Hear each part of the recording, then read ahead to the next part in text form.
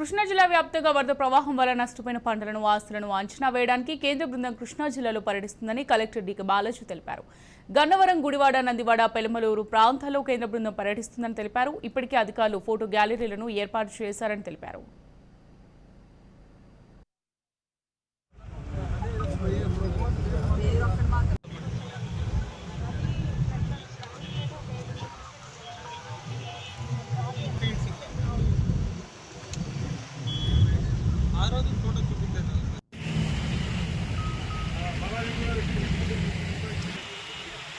ఎవరున్నారు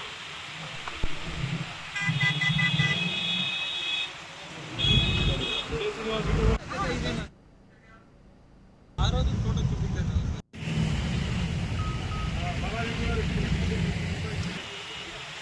ఎవరున్నారు